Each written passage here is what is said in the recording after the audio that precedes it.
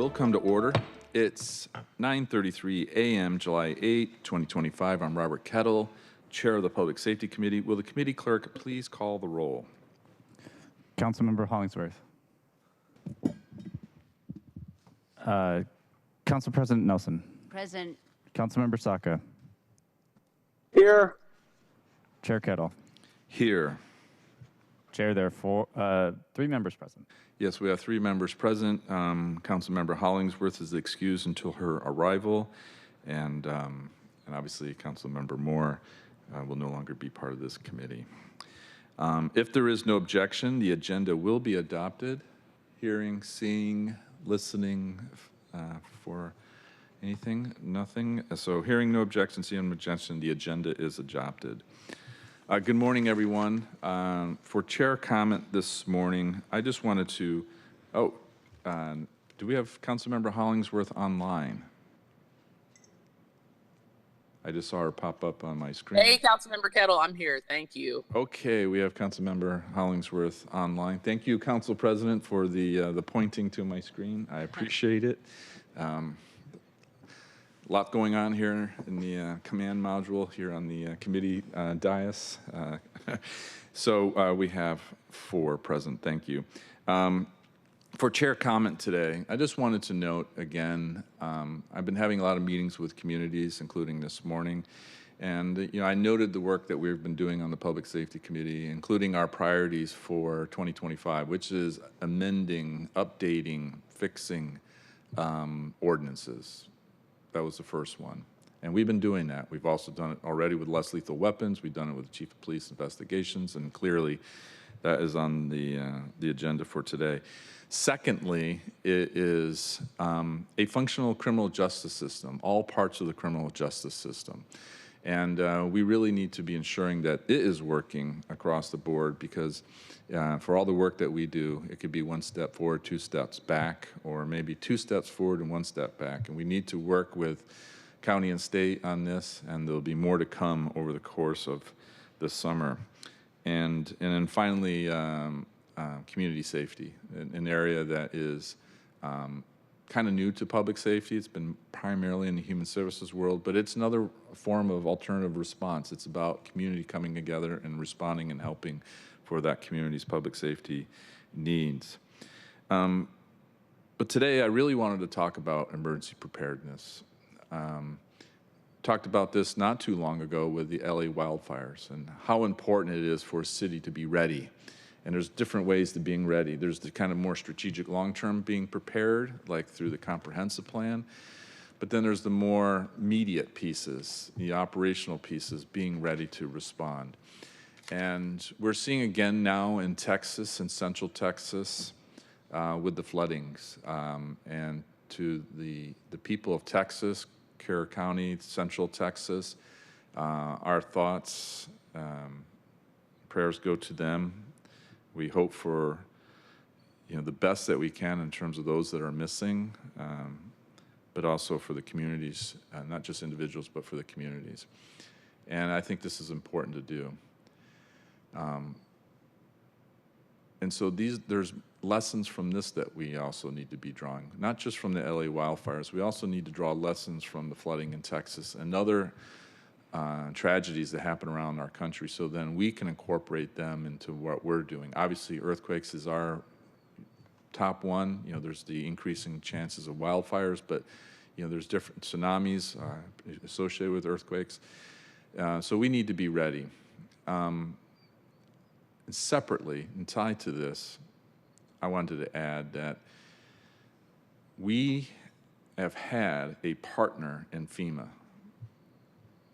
the Federal Emergency Management Agency. It has been a partner. It's been a partner with grants for our city. So important. And then I think back, and I'm looking at Texas, I'm reading articles, I'm reading reports, engaging with FEMA on grants, maybe on alert systems and the like, that what could have been done in that case. And so we've been trying to do this here through our Office of Emergency Management. But it highlights how important that support is from the federal administration. And I know we have a special committee on federal administration, but I wanted to speak to it directly today in the sense that It is so important for us to have that partner in FEMA that has learned the lessons of past tragedies like Katrina to ensure that they're working well with state and local authorities. So we as a people across not just the city, the county, state, but the country need to be demanding that FEMA be supported. Also, and I recognize and I applaud the President's declaration to Governor Abbott in terms of the disaster that is unfolded in central Texas. But we cannot have disaster aid, disaster response, disaster declarations be part of some type of new federal spoils system. A yes to Governor Abbott should be followed by a yes to Governor Inslee or now Governor Ferguson. We cannot have this federal response. We cannot have FEMA become part of a new spoils system. And so I applaud what's happened in terms of how the federal government is responding to the tragedy in Central Texas, but we need to have that across the country. We need that in our city, and particularly in the recent case, the county and the state, to have that response. And I think it's important to state that, and state it from a very matter-of-fact, professional way. And that's how I approach this. That's how we, as a city government, approach this, as mentioned last week with Chief Barnes. It's about being professional and doing your job. So with that from chair comment, thank you for indulging me. We'll now open the hybrid public comment period. Public comment should relate to items on today's agenda or within the purview of the committee. Clerk, how many speakers do we have signed up today? Currently, we have 2 in-person speakers signed up, and there are 2 remote speakers. Okay, each speaker will have 2 minutes. We will start with the in-person speakers and then go to remote. Clerk, can you please read the public comment instructions? The public comment period will be moderated in the following manner. The public comment period is up to 60 minutes. Speakers will be called in the order in which they registered. Speakers will hear a chime when 10 seconds are left of their time. Speakers' mics will be muted if they do not end their comment within the allotted time to allow us to call on the next speaker. The public comment period is now open, and we'll begin with the first speaker on the list. The first in-person speaker is Teresa Klein.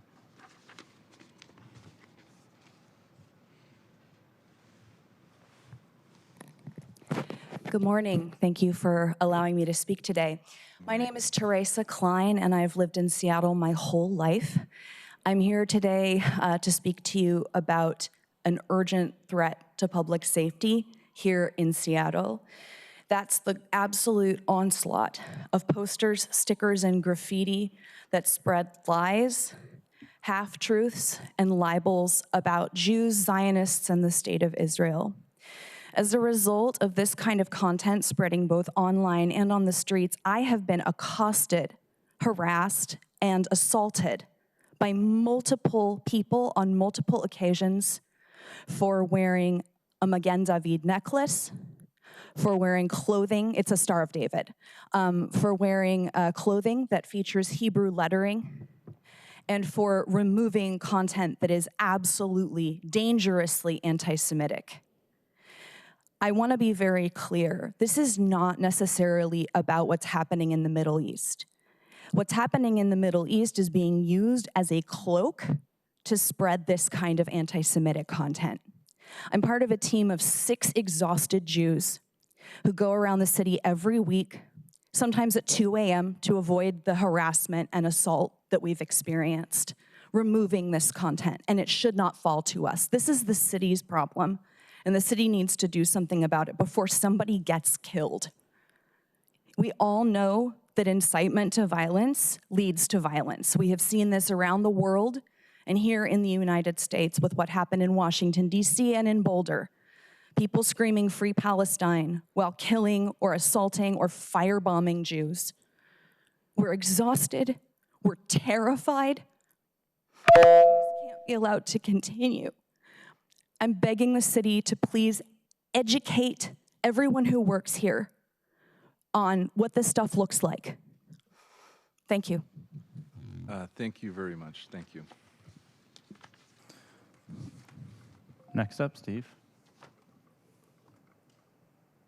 Physical assaults have not been handled well in this city for quite a long time. And while it has been economic stimulus for the security industry, private, I think we should be looking at taking care of the problem and at least taking care of the low-hanging fruit. But today I'd like to remind you that I'm old. I've been in this town a very long time. And I do remember a time when the Seattle Police Department was pretty much self-correcting.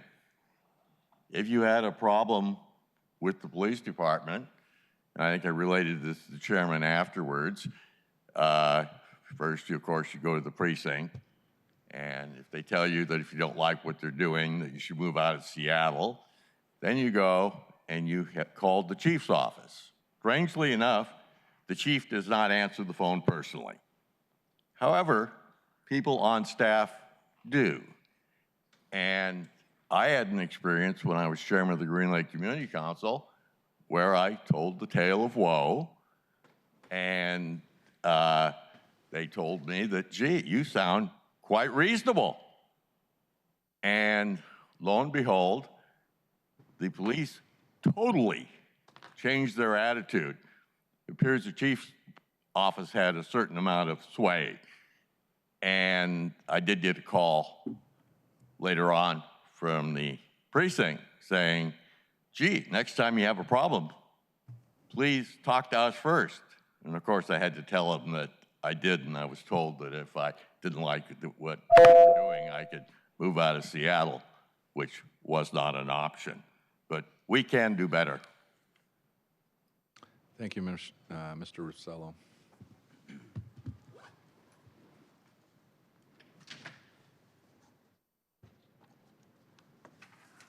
We have a third in-person speaker, commenter. Hello. Can you hear me? Actually, Use the taller one, yeah. and you can move it. Yeah. I'm used to doing audio, and sometimes I really don't need my father's funeral. Trust me, they heard me. Hello, my name is Chilimboy Washington, and I'm not sure if this is germane to this issue, but I want to discuss the explosives, the bombs that have been going on for the last 3 weeks. I'm not sure if City Council actually knows the danger of these bombs. Some would say they're explosives, it's just firecrackers. I've seen 2 of them almost hit 2 girls, like 2 women. It is not to be vague. This is not to be, it's definitely a clear and present danger. Really a clear and present danger to our citizens. As you know, we've been hearing the bombs go off at every single hour. So sometimes it can be an alarm clock, okay? I'm not here to complain. I'm here to offer solutions. The first one, and I actually went to police headquarters before coming here a couple of days ago. He said that City Council denied the use of drones. I know that it's a privacy issue, but in this particular case, it's a public safety issue. That's not to say to belittle it. This is to say that this is dangerous. This is really dangerous. It's gotten to that point. I heard that this happened last year. One of the vendors actually got hit by one. I have her card, just in case. Okay, I'll wrap this up. This is also a monetary issue. Okay, if you have vendors, if you have vacationers, if you have all these people coming in, going to Seattle, this is monetary also. Thank you. Okay, we have completed our in-person speakers. Clerk? The first remote speaker, the first remote speaker is BJ Lass. Please press *6 when you hear the prompt, you have been unmuted.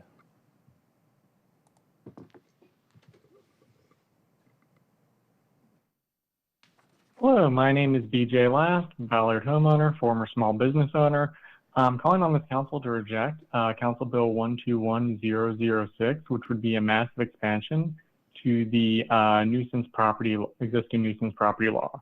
What this expansion would do is it would hold property owners responsible for actions of others taken in other locations.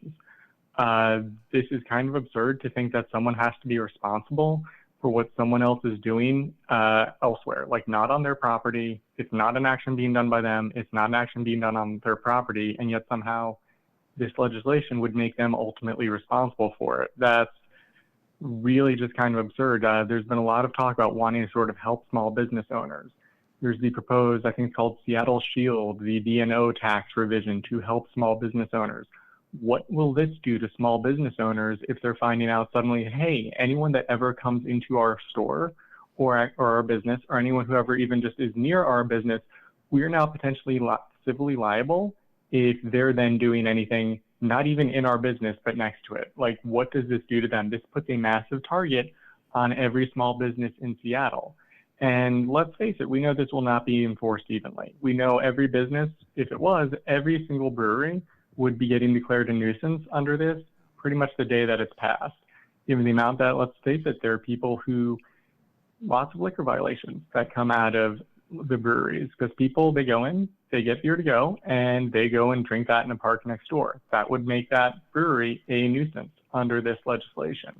Some of them are also loud, which Councilmember Saka has a proposal to add noise violations. That would also then make those breweries a nuisance. These stadiums would be the biggest nuisance ever in the city under this proposal, given what sports fans are like before and after games.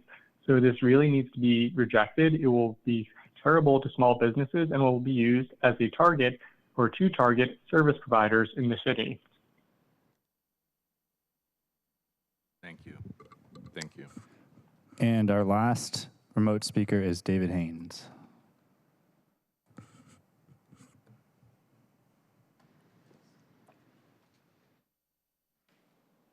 Hi, we already have an emergency crisis with criminal drug pushers destroying lives daily, listed nonviolent low-level, imploding society, directly correlated to most gun violence.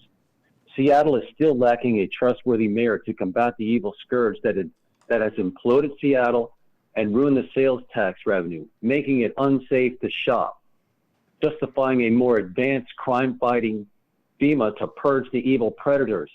So I got to ask, is the police chief and his propaganda coffee outreach team going to walk the Delridge neighborhood where the criminals live, or is it too unsafe? That said, we need a more robust, wholehearted response to nuisance properties that need to be torn down and redeveloped without compensating the bank who can just write the debt off. Because properties such as the slum motels on Aurora Avenue have been allowed to destroy people's lives and drive down the human and property values. And the landowner doesn't deserve to say, I want artificially inflated unfair market value. Just take the property and then have the governor deploy the National Guard and the federal government to pay to redevelop with the Army Corps of Engineers and use their cheap labor and their ability to get things done in 3 full shifts within a 72-hour to 2-week period. And you can prop up some authorized encampments for the public safety junkie thieving addicts and separate them from the evil predatory drug pushers, and then have the Army Corps of Engineers tear down them slum motels and cut the footers for foundations that would be bigger than the original building to take away a lot of the parking spaces and build back something better to address the trauma of a lack of safe, affordable, or emergency housing. Anyway, there's a lot more to be said. You guys kind of limit the conversations, but you're always... Thank you, Mr. Haynes. Thank you, both our in-person and online speakers. Okay, public comment is complete. We will now proceed to our items of business. Members of the public are encouraged to either submit written public comment on the sign-up cards available on the podium or email the council at council@seattle.gov. We will now move on to our first item of business. Will the clerk please read item number 1 into the record? Council Bill 120995, an ordinance relating to a new civil cause of action against graffiti taggers for the illegal graffiti on public and private property and requiring restitution, adding a new section 10.07.055 to the Seattle Municipal Code and amending section 10.07.010 of the Seattle Municipal Code. Thank you, Clerk. Thank you for Ms. Klein for the comment on this area, but also thank you, Mr. Doss, for joining us at the table. Obviously, we've had a presentation last week. I don't think there's a presentation. We'll just be speaking to the bill and amendments. So with that, I will move that the committee recommend passage of Council Bill 120995. Is there a second? Second. It is moved and seconded to recommend passage of the bill. At this time, we will consider each amendment. I recognize the sponsor, which is me, to move the amendments as they come up. I will recommend the sponsor of the amendments. And after a second, central staff will provide an overview of the amendment before a sponsor addresses it.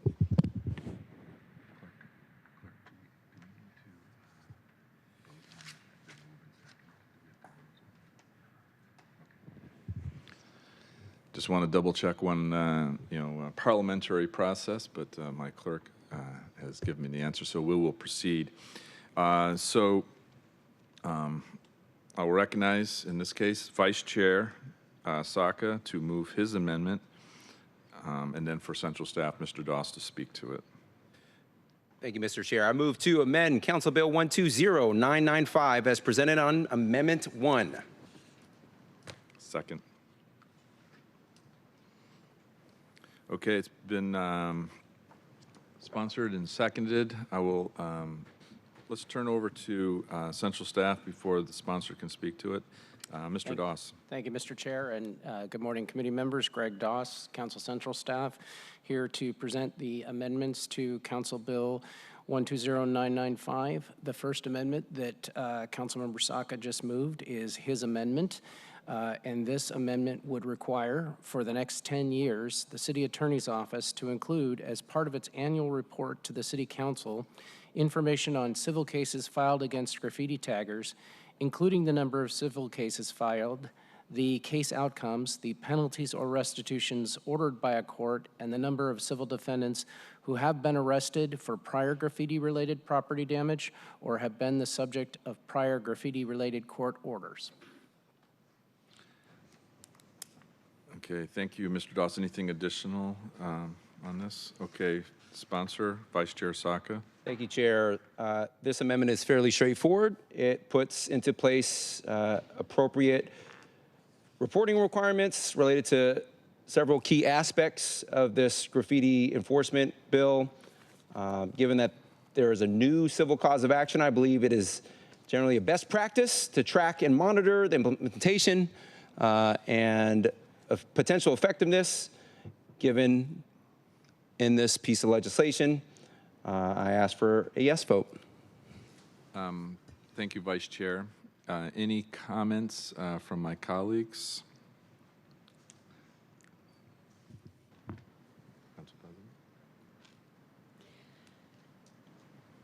I do.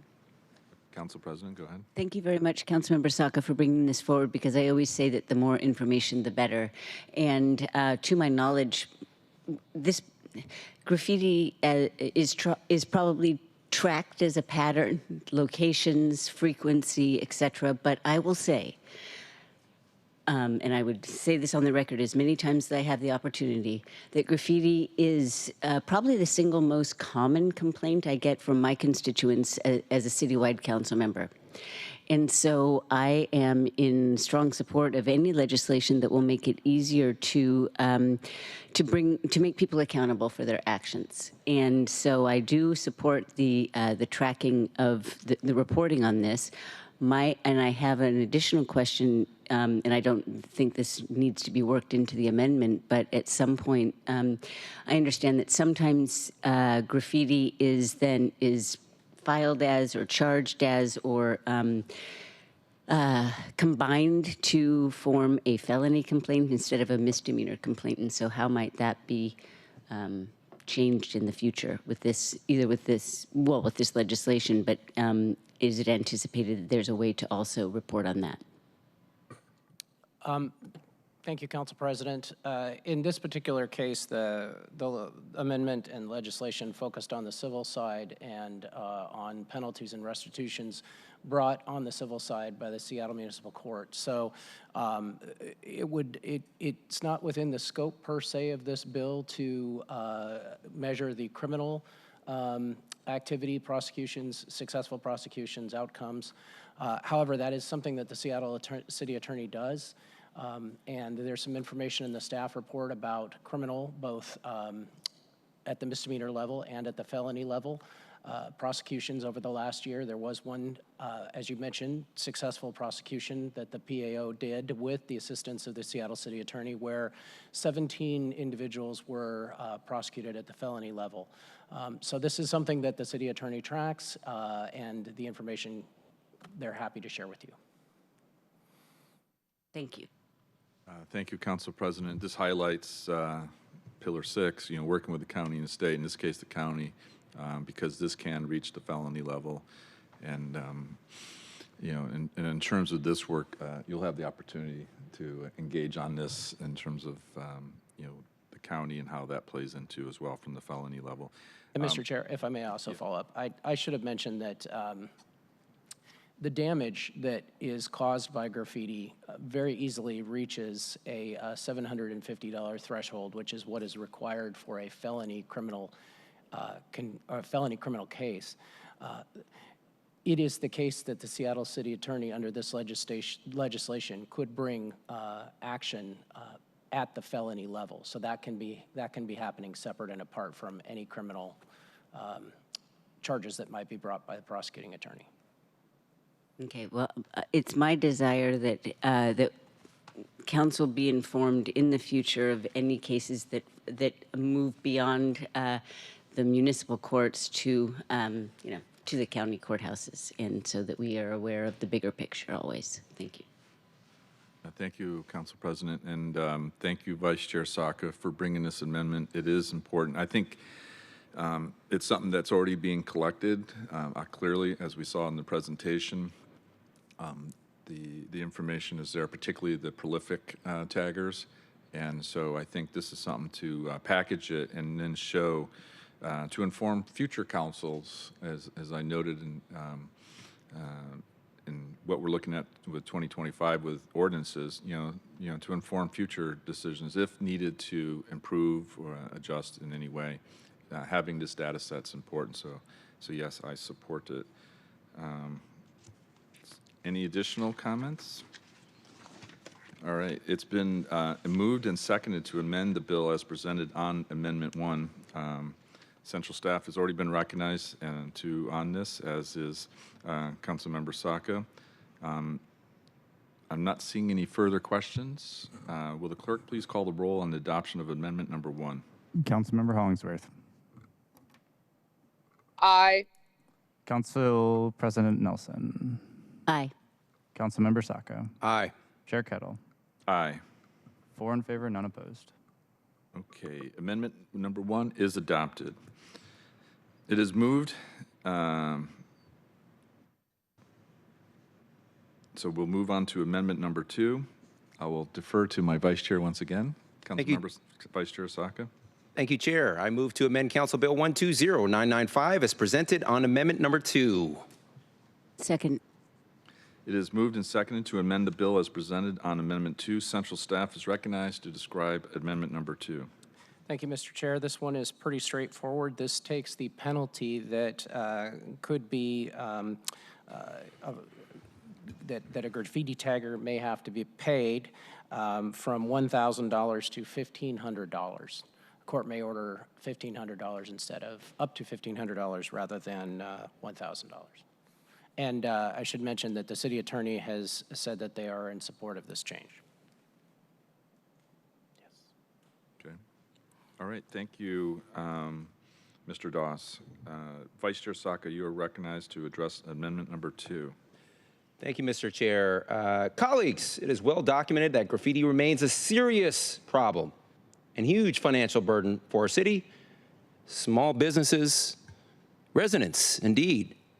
And given the scope and severity of this problem, this proposed amendment, I believe, appropriately raises the civil penalty from $1,000 to $1,500 per violation.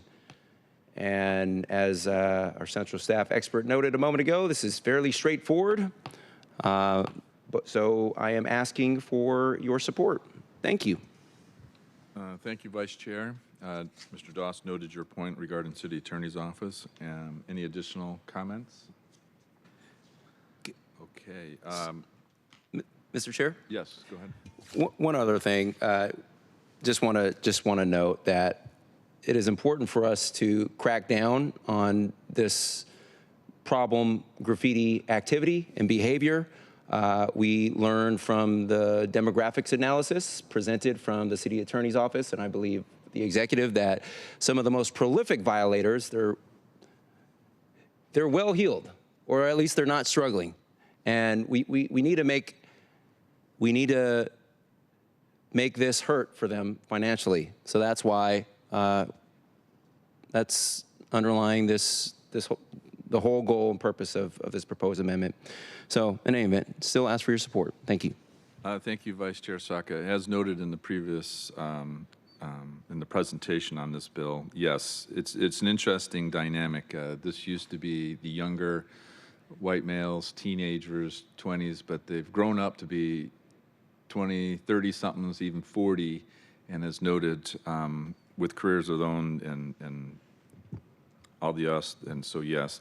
And then I would like to note that at this new level, with the Seattle's minimum wage, this equates to approximately 75 hours of community service. So, 2 weeks of community service almost is something that may be warranted as well.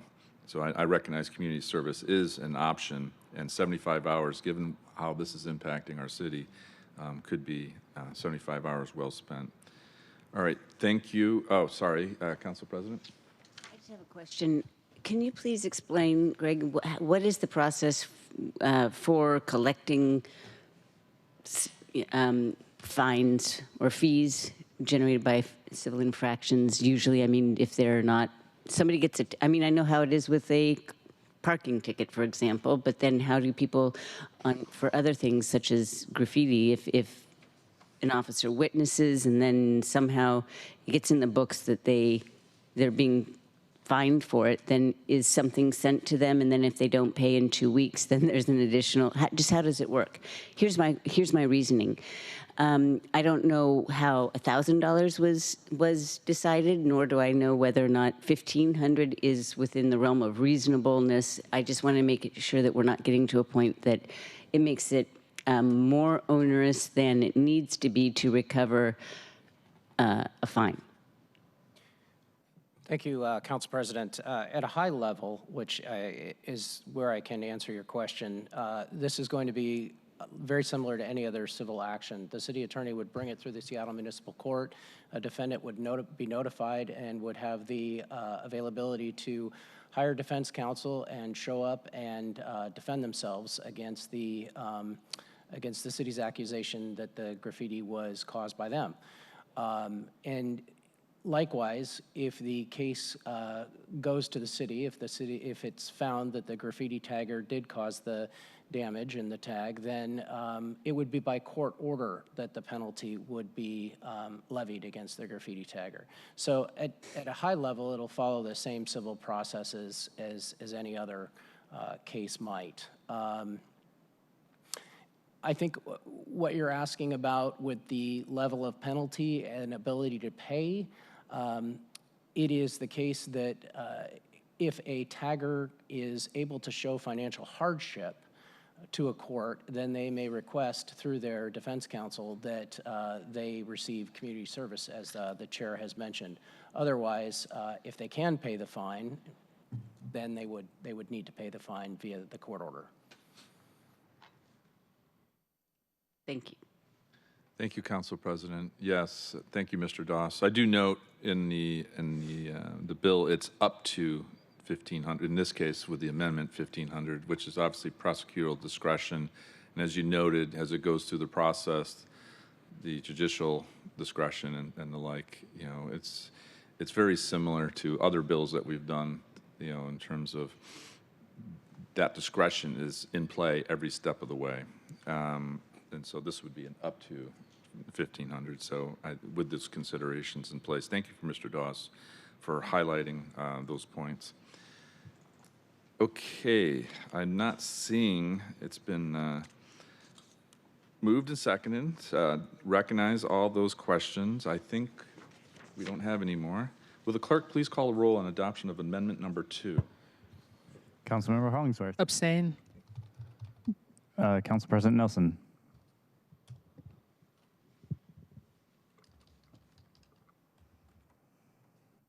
I will abstain. Councilmember Saka. Aye. Chair Kettle. Aye. There are 2 in favor and 2 abstentions. Amendment number 2 is adopted.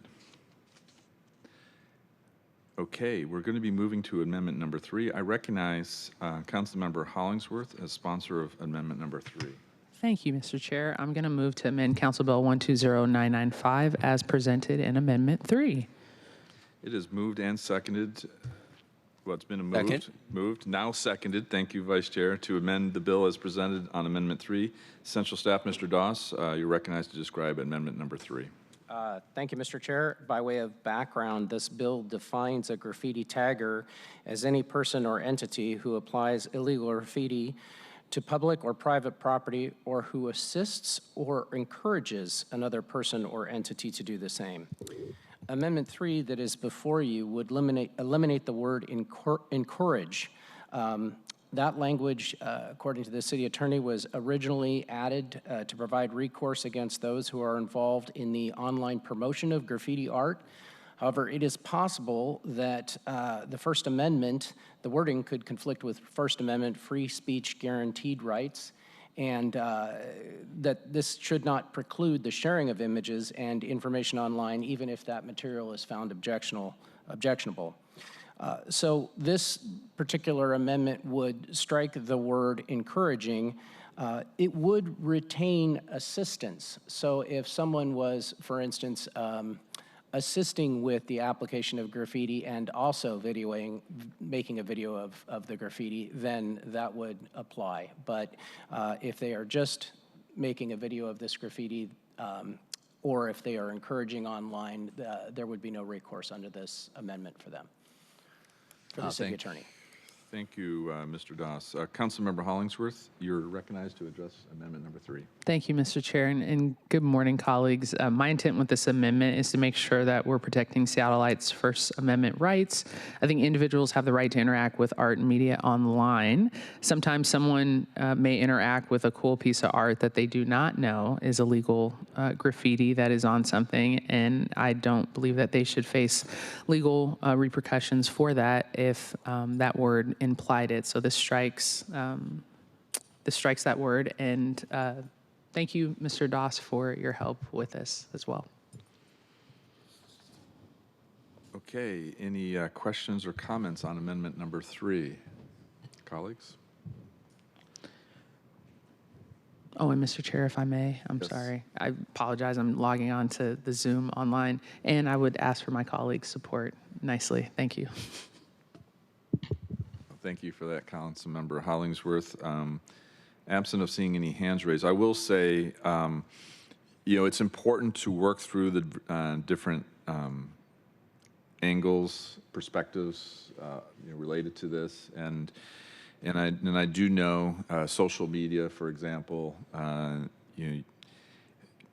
One would not think, and I do not anticipate the city attorney's office or the city overall taking any action on that. However, understanding your point, that could be seen as encouragement, and to keep things a little bit cleaner, a little bit simpler. I recognize what this accomplishes and the reason and the rationale behind it, and so I do support this amendment. So thank you, Councilmember Hollingsworth. And with that, stating, double check. Oh, Council President Nelson. Do you happen to know why encourage was included in the legislation? Yeah, the city attorney indicated that in the social media environment, there are several folks who take videos of graffiti, and that by posting those videos, they are promoting the tagger who made the art or the tag. And the idea was that if you could go after those folks and hold them responsible as well, you would hopefully create a disincentive for folks to be doing that, encouraging future graffiti tagging. Thank you. Yeah, it just kind of highlights how complex our new online world in which we live in, that we're working, living within. Okay, any other questions? Okay, will the clerk please call the roll on adoption of amendment number 3? Councilmember Hollingsworth. Yes. Council President Nelson.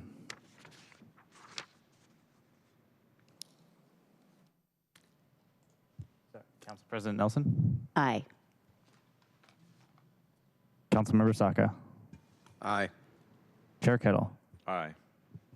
Chair, there are 4 in favor, none opposed. Okay. Amendment number 3 is adopted. All right, we've gone through our 3 amendments as presented and supported by commentary and Mr. Doss. Are there any final comments on the bill as amended? Vice Chair Saka. Thank you, Mr. Chair. I will be supporting this legislation today. I want to thank you, Mr. Chair. I want to thank the City Attorney's Office for putting this forward. It is an important first step, but I also believe we have much more work to do and on the graffiti front. And I also think that more comprehensive legislation is warranted to better address this. This is an important tool, and will have undoubtedly some impact. And I think, there's other things we can do that can have potentially even greater impact. But that doesn't mean we shouldn't do the little things either. So for those reasons, I will be supporting this bill today as amended. And so I want to thank you and the City Attorney's Office again for putting this forward. Thank you, Vice Chair Saka. Next up, Councilmember Hollingsworth. Thank you, Mr. Chair, and thank you also for bringing this forward in the Attorney's Office and then our central staff. I know, Mr. Doss, I gave you a shout out. I know Ben helped as well, so with some of the amendments, so thank you for your explanation and everything. I just wanted to say for the record and note, because a lot of people think that, the Seattle has a thing that, people do not like graffiti or so forth. We've invested a ton in art. There on Capitol Hill, we have, and in Belltown and downtown, and there's a ton that goes through our art department for people to create murals and beautiful things. I think the side that this addresses that has not been told is that there are a lot of schools that pay hundreds of thousands of dollars to do the abatement of taggers that I believe is different than some type of graffiti or artwork. And so that's what this is intended to address. I know that I am a big fan of art and graffiti in places that it's supposed to be at, where it's invited. But when it's on the front of businesses or the schools, or I'm talking to people all the time, and they spend a lot of money, cleaning it up and making sure that their business or their school or their place of worship. I talk to a ton of Black churches that get graffitied all the time, and they have a lot of people just imagine, old congregation out there cleaning graffiti off their church constantly, them being targeted. So I think there's a narrative here that we have yet to, that doesn't get highlighted enough, because it's like Seattle, the war on graffiti, and I don't think that's what this is about. This is about holding people accountable for places that are being tagged, and we'll continue to invest and support the art that's in our city all around, because we do need to beautify a lot of the empty gray spaces that are around here, and make sure that we do that in a way that creates a vibrant neighborhood to our community. So just wanted to say that for the record, and thank you all for bringing this forward. Thank you, Councilmember Hollingsworth. I really appreciate your perspective and adding those points. Clearly, graffiti's been a challenge for a long time. That's the reason why it's Pillar 4 of the Strategic Framework Plan, and this idea of just letting it go goes to the permissive environment point. But I'm glad you brought up, by the way, because I was going to say, because I remember this time last year, maybe, I can't remember the exact date, when you were talking about, the black churches in our city and the CD, and getting tagged, and some elderly gentleman having to go up there who should not be up that high, trying to address the graffiti. That's just not right. Full stop. Just not right. And those people need to be accountable, and that community, that church community, should not have to deal with that. So thank you for raising that, plus the point about art and the murals, because that is something entirely different. So thank you for that. Council President. Like I said at the beginning of this discussion, this is an extremely important legislation, because graffiti is the single most common complaint in my inbox when it comes to groups of issues that interrupt or undermine the livability of our city from the perspective of my constituency. I also am in strong support for this from the perspective of small business. And Councilmember Hollingsworth touched on this, but the law requires small businesses or the property owner to remove graffiti. And that is extremely burdensome and can be extremely expensive. And so this is also very important. I am very much hoping that this advances the deterrence of graffiti, not the prosecution. And Councilmember Saka, I have to explain why I abstained on increasing the amount from 1,000 to 1,500.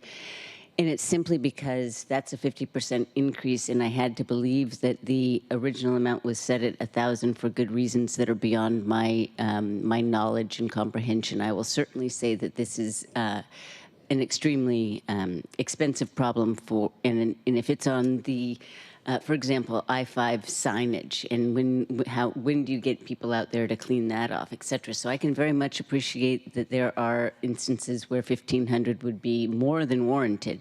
It's just that I don't have expertise in understanding the patterns well. But, and it's hard.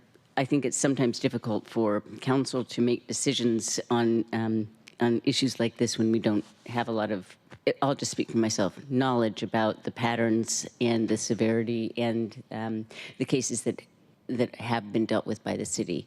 But the bottom line is that we do make a distinction between art and graffiti. I did double the budget for Uplift Northwest's contract to perform graffiti abatement, and that's also producing jobs. So it is something that council touches on in our budget process as well. And so it takes all measures to address this issue and make sure that our constituents understand that it's local government doing its job. So thank you very much for bringing this forward, and I also thank City Attorney Davison. Thank you, Council President, and thank you for highlighting supporting organizations like Uplift Northwest, because they do a lot of important work, which is also a good point to say thank you to the work that's done by the executive, Mr. Jackson, and the team that does the city's work in terms of graffiti abatement. That's really important. And by the way, we should be advocating, since you mentioned freeways, the state and its role. And unfortunately, the state's going to be drawing down a little bit their ability to do abatement on state lands like like I-5 and so forth. And as noted last week in the briefing, or in the comments, graffiti all over a sign is a public safety threat in itself. So thank you for highlighting those things. Okay, for me, clearly, graffiti has been part of our efforts, part of my efforts personally since day one, and that's the reason why it's pillar 4 of our strategic framework plan. What we do or do not do on graffiti, I know there's others that say, hey, don't do anything, just live and let live and so forth, but it makes a statement. It makes a statement regarding the permissive environment. It makes a statement in terms of what else is allowed, and that's the reason why it became a pillar of the strategic framework plan. And we do need to do more work, and it's taken arguably too long to get to this point. And to Vice Chair Saka's point, I mean, there's additional work that can be done, and we will look to do that. And I think it's important to continue the press. And I wouldn't characterize this bill as little, but we need to continue the press across all fronts related to public safety, and in this case, graffiti. And I think it's really important. And since it's been highlighted, thank you to the supporting organizations that support, like Uplift Northwest, but also thank you to those art organizations, because there are some beautiful murals all throughout the city. And there's a certain respect within the tagger world where particularly those artists that are respected, those murals don't get touched. And I love the proliferation of the Henry murals throughout our city too, which I've been seeing recently on First Hill. These are important, but overall, it's about, again, bringing it together with the concept that can be built upon to then affect our greater efforts in public safety. And, mindful too, to the public commenter, there's different types of public safety or different types of graffiti, and we need to work those issues as well, and we can do it, find it, fix it, but also thank you to the communities, organizations that do that work. And I just wanted to note too, we have the Community Police Commission in the audience today, and this is another area where the communities can stand up and highlight this challenge that we're facing moving forward.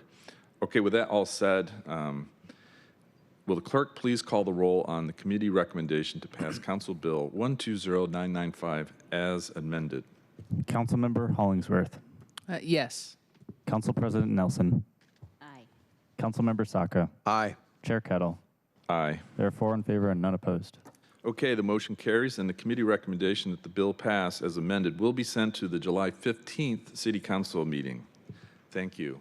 And thank you, Mr. Doss, for your participation in item number 1 on our agenda. We now have Director Noble of Central Staff joining us for our second item on the agenda, which we will now move to our second item of business. Will the clerk please read item 2 into the record? Council Bill 121006, an ordinance relating to chronic nuisance properties allowing under certain circumstances an off-property nuisance activity to count towards determining that a property is a chronic nuisance, amending sections 10.09.010 and 10.09.030 of the Seattle Municipal Code. Okay, thank you, Clerk. Also, thank you, Director Noble, for joining us today. Yes, please get that water. We had a briefing on this bill last week, so to get the process started, I will move that the committee recommend passage of Council Bill 121006. Is there a second? Second. Okay, it is moved and seconded to recommend passage of the bill. At this time, we will consider each amendment. I will recognize the sponsor to move their amendment, and after a second, Central Staff, Director Noble, will provide an overview of the amendment before the sponsor addresses it. Okay, with that, we'll go to Amendment 1B. Vice Chair Saka. Thank you, Chair. I move to amend Council Bill 121006 as presented on Amendment 1B. Thank you. Second. Thank you for the second, Councilmember Hollingsworth. Thank you, Vice Chair Saka. Now to Director Noble. Thank you, council members. This amendment, I think, is pretty straightforward and transparent. It would add 2 findings to the Section 1 of the ordinance. Again, and these are designed to provide some additional rationale for the underlying ordinance itself. And in addition, there's subsequent amendment that focuses around some nuisances that are generally associated with residential properties. And these recitals call out the fact that nuisance property in residential zones is also an issue and potentially one of concern. So that is particularly finding C, the second of the two. So happy to answer any questions, but that's basically what this does. Thank you, Director Noble. Vice Chair Saka has sponsored the amendment. I recognize you to address it. Thank you, Mr. Chair. So, colleagues, this amendment provides much needed clarity and context for this important piece of legislation, building off the work from this council and this bear that we did last year in expanding the fire chief's ability to take action and specifically abate unsafe public nuisance properties that pose a fire hazard. I view this as the next sort of iteration of that, 2.0, if you will. And so all it does is expand or clarify as much. And for those reasons, I ask for your support. Thank you. Thank you, Vice Chair Saka. Okay, is there any questions or comments on Amendment 1B? Colleagues?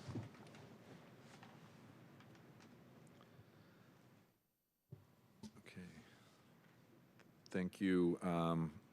Vice Chair, I just wanted to note, I recognize, Council President? Go ahead.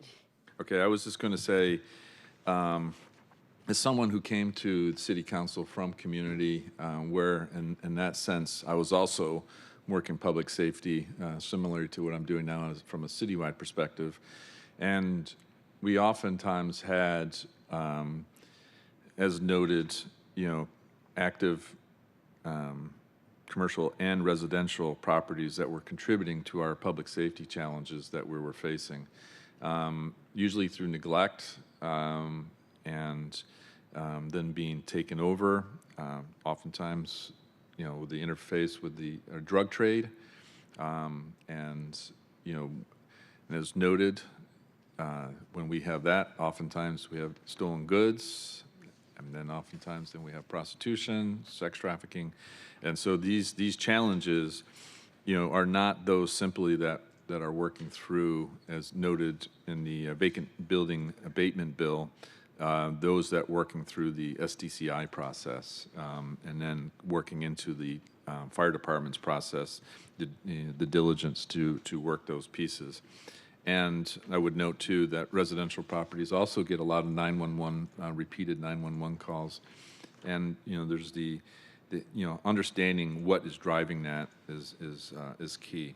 So I appreciate this piece and highlighting where these chronic nuisance properties may originate from, Vice Chair. So I will be supporting this one. Thank you. Council President. So this basically allows the city to declare a residential process property a nuisance property. Is that correct? And then take steps to abate? This amendment doesn't per se do that. The underlying ordinance, actually the existing city code certainly would allow that. It doesn't distinguish between commercial and residential property. So if a residential property meets the requirements, and in a moment we can talk about the list of things that constitute a nuisance, that they could be subject to an abatement, I'm going to say order, if you will, from the police chief, that then ultimately can be backed up in court. So yes, if it meets the criteria, there's no reason a residential property couldn't be purposely targeted in this way. This just simply says in C, we need more tools to deal with this. Yes. And then, but does not define the exactly. specific tools. Okay. And this ordinance itself, even in its original form without any further amendment, does expand the list of things that constitute a nuisance. So in that sense, does represent an expansion of those tools. So the finding makes sense even in the Constitution, even as the base bill is constituted. Thank you. And it is a finding. Vice Chair, do you want to add anything? Yeah, no, I'll just say, yeah, it doesn't, as been noted, that, yeah, it doesn't expand on that authority. The original ordinance already doesn't distinguish between residential and commercial properties. It just clarifies, what's possible, and under a specific finding of fact and declaration of the city and this council. I think from my recollection, the executive has reported that since 2009, of the 12 or 13, up to 17 chronic nuisance declarations by the chief, approximately 1, maybe 2 of those were from residential properties. And so I think, you can reasonably expect roughly the same, probably on a going forward basis. Three of those 17 were residential. And so this, again, just clarifies what's I'm looking at Deputy Mayor Burgess in the background, who has confirmed that there is, in fact, 3 of the 17 since this original bill was passed. So again, just clarifies what's possible. Thank you, Vice Chair. Yes, and, it's important to note that these properties do have, they're, like Vice Chair noted, there's processes that go behind these, in terms of the calls that come in, the documentation and the like. And so as a finding, you're just highlighting, emphasizing essentially that you don't default to, certain types of properties, but it's a broader list. So that's how I took it. So thank you, Vice Chair. Any additional comments or questions? Hearing and seeing none, will the clerk please call the roll on the adoption of Amendment 1B? Councilmember Hollingsworth. Aye. Council President Nelson. Aye. Councilmember Saka. Aye. Chair Kettle. Aye. Therefore in favor, none opposed. Okay, Amendment 1B is adopted.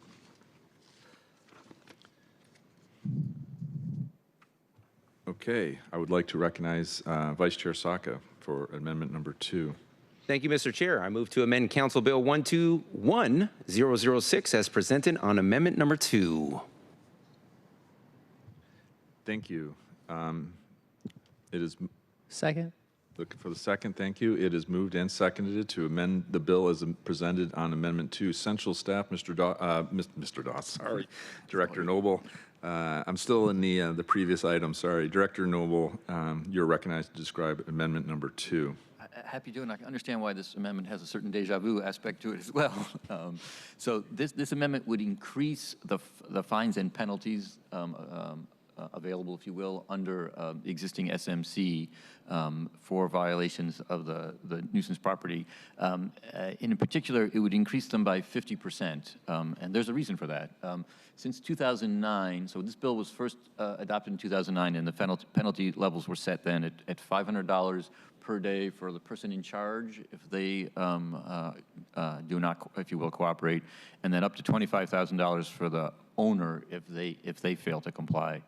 So if you do the math, which I've done, on inflation since 2009, there are varying indices, different measures of inflation, but 50 to 60% is a clear band here in terms of the inflation has impact since 2009. So these increased by 50%, essentially to reflect the impact of inflation since the bill's original adoption. I would add as well, and I believe my colleague did too, that these are the maximum fines, so it is still up to ultimately to a judge to make a determination of the appropriate level of civil penalty to impose. And this obviously then would increase those maximums. Thank you, Director Noble. Vice Chair Saka. Thank you, Mr. Chair, and thank you, Director Noble, for providing that context. I generally would agree that this proposed amendment provides a certain amount of deja vu with respect to some of the penalty amendments that were previously adopted in the prior bill, but I would characterize these as being substantially different, both in the context and the impact. While they, on the one hand, they both purport to increase the penalty, unlike the last bill, where it was just a blanket increase of the penalty. This increases the penalty because of inflation. So if we're going about the efforts of pursuing pillar number, what is it, Mr. Chair? 4 under the strategic framework to address the permissive environment, if I'm getting that right, and updating our bills, we might as well go ahead and update the penalty amounts to account for inflation. And so substantially different, in other words, in the whole rationale and goal here. Just all it is. I wish it were more complicated than this, but just a mere updating to reflect inflation. So for those reasons, I ask for your support. Thank you, Vice Chair. Are there any questions or comments on amendment number 2? Okay, seeing none right now. I will note, Vice Chair, it's interesting. The vacant building abatement bill is kind of also from a different angle. Thank you, Director Noble, for your point, but also from a different angle in terms of that bill gave authorities to the fire chief that got the owner's attention, and that was really important, to the point that he's worked with the owners and was able to get to great effect. And so we have abated so many buildings that were a public safety threat. So the point being is sometimes you have to get the owner's attention. And again, this is up to, but the 37,500 number will get the owner's attention in a way better than others. You know, because sometimes we do have absentee owners. You know, they could be foreign. And so we have our challenges here, getting attention to these properties that need attention, these chronic nuisance properties. And so for that reason, I support this amendment.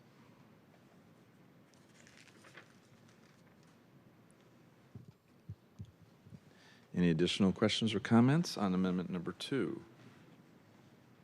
I just want to say that in case I will be supporting this, and it is precisely because there is a rational reason. Not the other one was irrational, but it helps to understand the fact that what has happened to these fees, fines, punishments, etc., from the past to now. So thank you very much for explaining the rationale for this. All right, thank you, Council President. Seeing no other hands or pieces, will the clerk please call the roll on adoption of amendment number 2? Councilmember Hollingsworth. Abstain. Council President Nelson. Aye. Councilmember Saka. Aye. Chair Kettle. Aye. There are 3 in favor and 1 abstention. Thank you. Amendment 2 is adopted. Okay, we're going to move on to amendment number 3. Vice Chair Saka. Thank you, Mr. Chair. I move to amend Council Bill 121006 as presented on Amendment 3. Second. Thank you. It is moved and seconded to amend the bill as presented on amendment number 3. Central staff is recognized to describe amendment number 3. Thank you, Chair. Let me take a step back for a moment before I dive into the details here. Just to reflect, the underlying Council bill before you does 2 things. The most fundamental thing it does is to expand the definition of nuisance to include potential off-site activities. It does, in addition, though, add, and there's a list, if you look at in the bill itself, there's a list of what those activities are. It also adds to that list. In particular, it adds liquor offenses. The idea there not being that those are going to occur off-site, but rather that after hours or illegal serving is another reason that the city might want to declare a property a nuisance property. So again, the underlying bill does 2 things: moves to off-site, but then also does expand the definition of activities. This ordinance would focus on that. This amendment would focus on that latter and add some additional items to the list of potential nuisances. In particular, crimes associated with possession or trafficking in stolen goods could be, again, one of the things that would be, again, if there are 3 nuisances within a set period of time or 7 within a longer period of time, that's the qualifying criteria. So this would add, again, trafficking and possession or trafficking in stolen goods is one of those one of those items. It would also add violations of laws related to cruelty to animals. It would add violations of King County, city and King County's regulations related to garbage and waste disposal, also health regulations related to rodent control, and violations of the city's noise ordinance. So those are 5 additional things, maybe 6 if you count garbage and waste separately.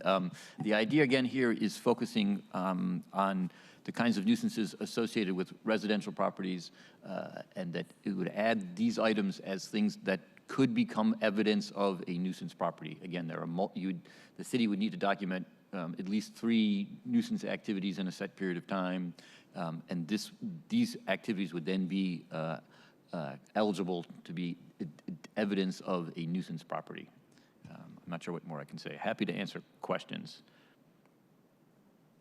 I guess one thing I would say is this in part was born out of work done to see what other local cities are doing. So in Shoreline and in Everett and in Tacoma, I can't say that all of these are listed in every city, but they are among the sorts of things that are identified. Again, I think it's pretty clear the focus is more around residential properties that fall into some level of disrepair, and in particular are potentially associated with criminal activity as well. Thank you, Director Noble. Vice Chair Sacca. Thank you, Mr. Chair. Thank you, Director Noble. Colleagues, this amendment expands the definition of actions and activities that constitute a chronic nuisance, and I believe the current nuisance legislation can be approved by adding in violations to better address the broader ecosystem of problematic establishments in our communities and neighborhoods. What I have put forward today are additions that are not new or novel in any material respect, and have thoughtfully looked at best practices from our own state code, other aspects of our city code, other peer cities across the state of Washington. I want to thank Director Noble and the City Attorney's Office, who I worked with closely in putting together all my amendments. But one thing I learned is in 2009, when the original ordinance was passed by City Council, it was considered pioneering, first of its kind in the state of Washington at least, and then other cities across the state adopted their own nuisance ordinances that, lo and behold, looked an awful lot like Seattle's, although they added, other features that, specific to some of the challenges that their own cities and towns are experiencing. And so, although Director Noble did not compile the lists, I still have the list, and I'll just share. Again, this is not new or novel in any material respect. Other cities, I think the closest city that these are modeled after that includes the nexus of many, but not all of the additions, is the city of Tacoma. So, but for clarity, again, other cities have expanded their code into these policy areas, including for the possession of or trafficking in stolen goods. That includes cities of Shoreline and Tacoma. Animal code violations includes cities of Everett, Shoreline, Sunnyside, and Tacoma. Violations related to garbage, waste, and sanitation include Tacoma and Bremerton. Not limited to, by the way, this is just a sampling. Rodent control issues includes cities of Shoreline. Noise violations include Spokane. Again, non-exhaustive list of best practices from other cities. We were pioneering at the time when we passed our public nuisance, chronic nuisance property legislation. Other cities have passed it and given it some more time and more thought after our own. So we might as well update to reflect, kind of regional best practices, and pretty straightforward, fairly benign, just adopting what many other cities have done. We lead a lot, not always, and anyways, for those reasons, I ask for your support. Thank you, Vice Chair Sacca. Councilmember Hollingsworth. Yeah, thank you, Mr. Chair, and thank you, Councilmember Sacca, for bringing this forward and putting together this list. I just had a couple questions, and I don't know if Mr. Noble, you could answer, would a private property owner who might be victim of like chronic garbage disposal on their property, would they be considered the nuisance under this? Could they be considered the nuisance property, even though they're not the ones committing this illegal dumping act? I suppose in the abstract, yes, but again, knowing the due process that is provided, I would expect that that's not what would happen. The illegal dumping is listed here because of accumulation of trash on one's own property is effectively illegal dumping. That is the offense, if you will, or the violation, because it's not necessarily criminal.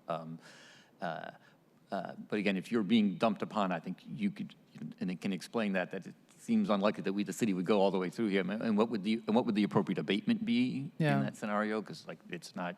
So that's. But again, I don't want to give a false sense here. This legislation does significantly empower the executive, ultimately requiring the city attorney to enforce. I mean, there's a lot of discretion inherent in this bill, and that's been the case from the very beginning.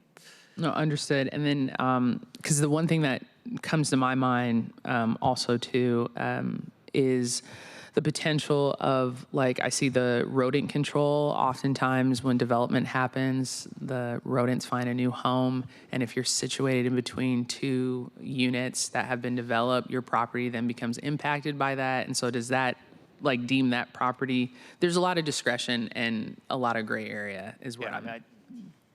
TMI or not, but I've got an alley, and there are rats in my neighborhood. I see them on my property. Like, yeah, I mean, this is a reality in a city. So again, I think it's a question of how these laws are used and implemented. And again, what we have on that front is the city's track record to date, but obviously it'll be different personalities going forward in relative power. So it's hard to know that the past will predict the future, but the city has been, I think by sort of clear evidence, been used these powers with discretion. Understood. I do appreciate Councilmember Saka the nod to preventing cruelty to animals.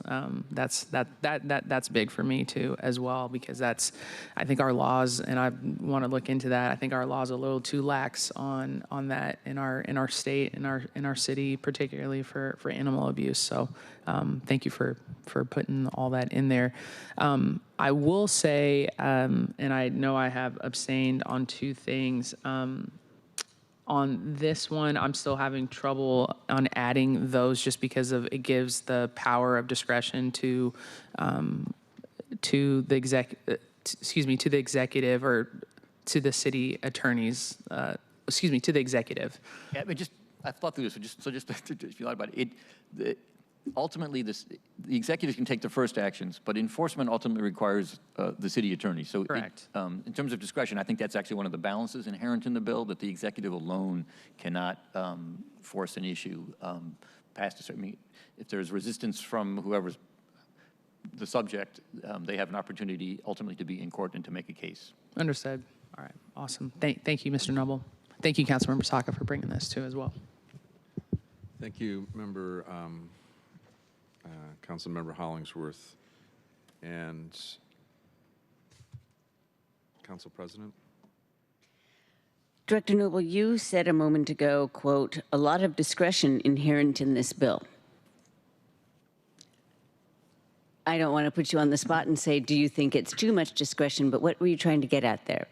Well, the way this works is that the police department can, if it finds evidence of three nuisance, the police department, which is an extension of the executive, finds evidence of three nuisance violations, they can proceed to abatement actions. And and now that includes off-site activities. So that evidence, depending on what the nature is, it could be relatively easy to assemble or not. I don't necessarily know, right? But it is a decision on the part of the police department to identify what is potential nuisance and to seek that documentation, or if they have it in place. So there's not a requirement that someone be convicted of a crime or even that there be a charge of a crime, right? It is that there is a police report. And again, investigated all of that just in terms of doing due diligence, and that makes sense. The time it takes to get to prosecution, never mind the conviction is such that that's probably not a reasonable standard in terms of trying to address a nuisance property. But in terms of, it is only a set of complaints and a police report that could become the evidence here. It's not something that is itself been adjudicated. And so that's a fair amount of discretion. And again, the city has demonstrated in the past 10 plus years, actually more like 15 years, that power has been used discreetly, if you will, with discretion. But that's the notion. Okay, maybe, Chair, may I direct a question to the sponsor? Yes, Council President. So how can we expect our officers to know what county code is? That's the one thing that's getting me here that we're asking for, that some of these not necessarily, that they will be held, that we're asking city employees to therefore make, go ahead, you're shaking your head. So clearly I'm not understanding something here. I have a point of view on this. Yeah. So I guess first and foremost, I don't think we're passage of this bill as amendment is, including my proposed amendment number 3, isn't going to shift a huge new compliance burden for our frontline rank and file officers to now all of a sudden understand all the criteria and elements and dimensions of this bill. That's why there's command staff. That's why there's lawyers that are embedded within this police department. That is their expertise and area of responsibility. I think that this bill would empower first the executive, vis-a-vis through the police chief, to make that initial determination. That is a threshold condition. That is a prerequisite in order for any action, if any, is taken on pursuant to this new bill.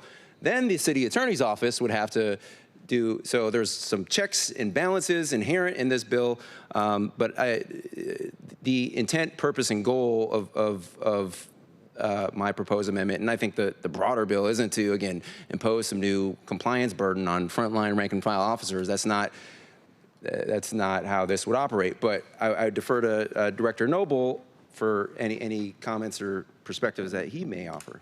There's some other language in the amendment that might speak to this issue specifically. So under the very beginning of the section under definition, so nuisance activity, I'm just going to read here. Nuisance activity means any of the following activities, behaviors, or conduct that result in a police incident report. And that what's being added now with this amendment is in addition to a police report or documentation of the offense that is written and filed by other city departments or public health, Seattle, King County. So the notion here is that if there have been violations of these, I'm going to call them more health code-like things, if you will, that they themselves would have been given some kind of there'd be paperwork. Someone would have been given a report that they had violated whatever this particular rule might be. So that within the city, that could be SDCI having engaged in some level of enforcement. Otherwise, it could be King County Public Health.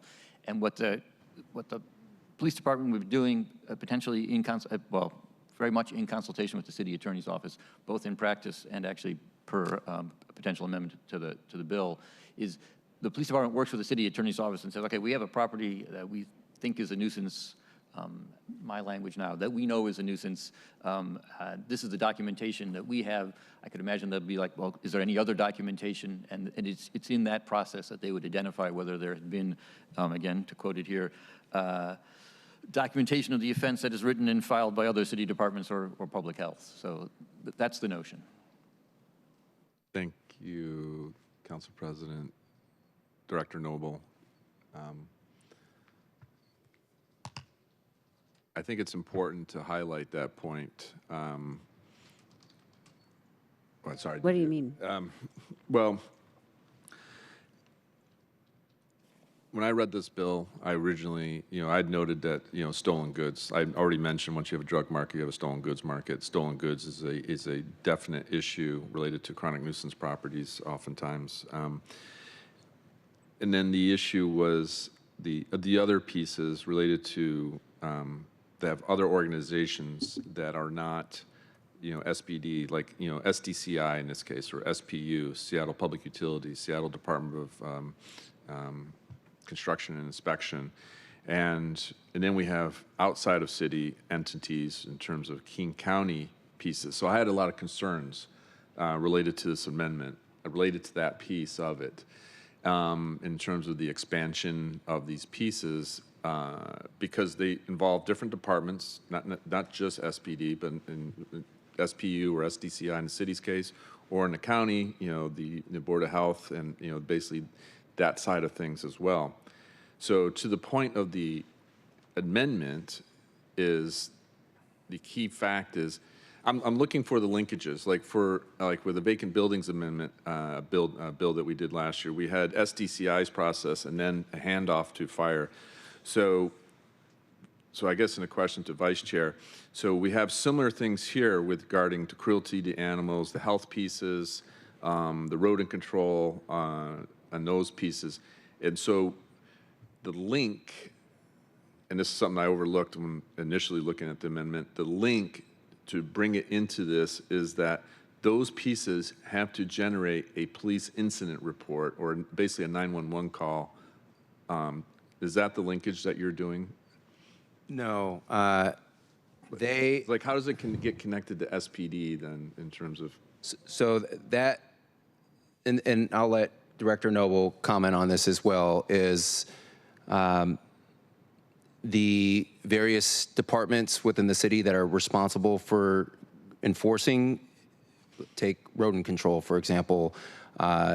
This amendment would capture that rodent control as a problem, and the opening language for expanding the activity would say any documentation.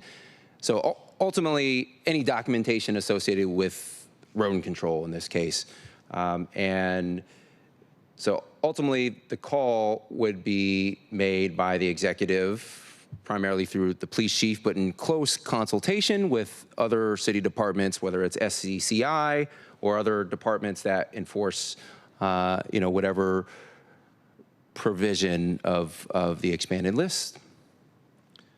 Okay, the reason why I asked that is because, like in Section 2, it talks about the execution of a search warrant, and then in Section 1, under the definitions, a property on which 3 or more nuisance activities as defined in 10.09.010, which I have been kind of defaulting to a 911 call, and that may be the challenge that the point that I'm getting to. Can you speak to that point? I can. I'm looking for the linkages. Yeah, no, so I think just maybe a full step back, and the sponsor can correct if I get this wrong. I think this is still, I think the expectation here, even on the residential side, is that there is some criminal level activity associated with this nuisance property. That is not, idea is not to target properties that are simply, if you will, civil nuisances, falling into the ground and the like. So in that context, so if SPD has identified a problematic location, they're going to meet with the precinct liaison attorney and say, look, this thing is a problem. We want them to, and again, abatement here has to do with addressing the issues, right? It's not necessarily forcing, but certainly not forcing the sale of the property is kind of the first thing. It's more like if there's a problematic tenant, it's to evict a tenant, if, whatever that might be. So I'm just to point that out. So SPD then would consult, so the police precinct captain has identified a problematic location, meet with the precinct liaison attorney, an employee of the city attorney's office, and says, okay, we need to try to get this cleaned up.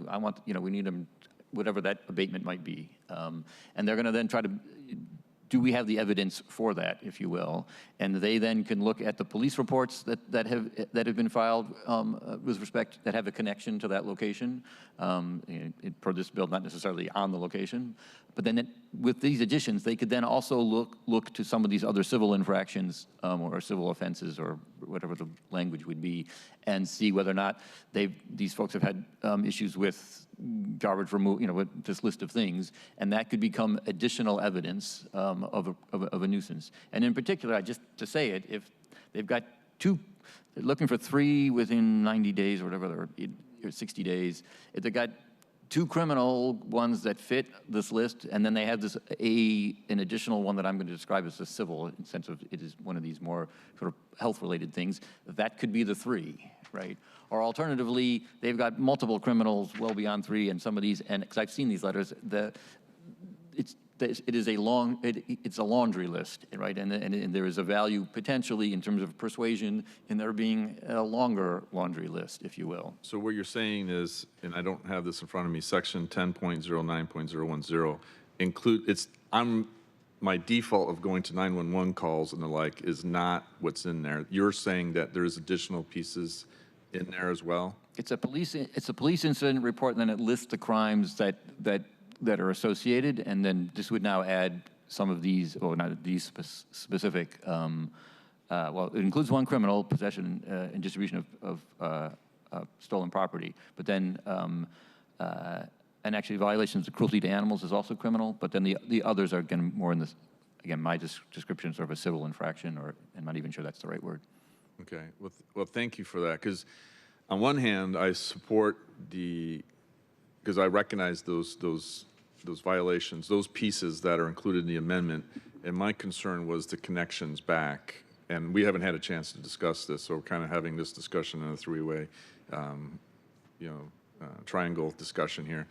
And would it be helpful then to have a number three? I guess number one has that in terms of, as defined in section 10.09.01, as I'm reading, number one here under the definitions, line 22 and 3 of page 2. Would there be a benefit of having a number 3 to basically emphasize or clarify or to note this connection? I'm not sure. I'm not tracking exactly what connection you would want to add. Sorry. To make clear that it's not just 911 calls, that you could also have, as noted, that is really what offenses that are written and filed in by other departments or public health, Seattle and King County. Yeah, I mean that's what it. So that language is added to 10.09010. So the definition of what constitutes a nuisance activity.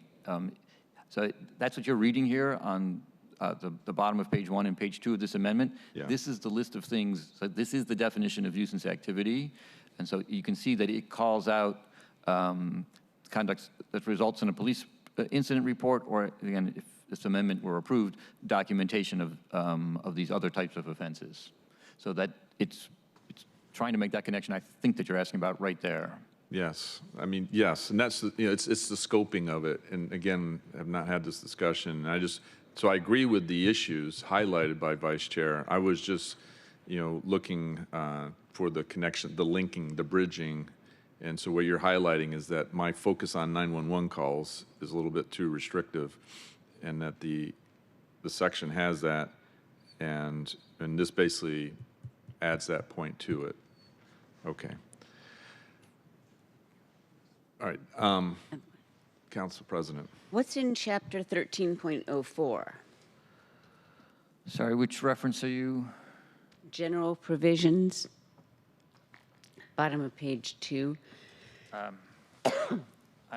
Give me a moment. I have to remind. Section 5. Yeah. I have to remind myself. I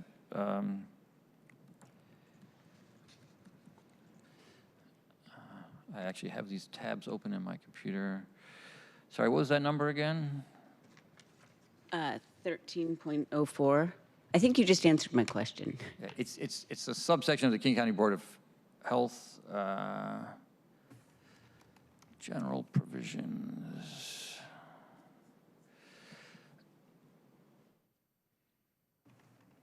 Yeah, the connections to public sewer are a requirement under here. It's more public health code, and it's particularly we were looking.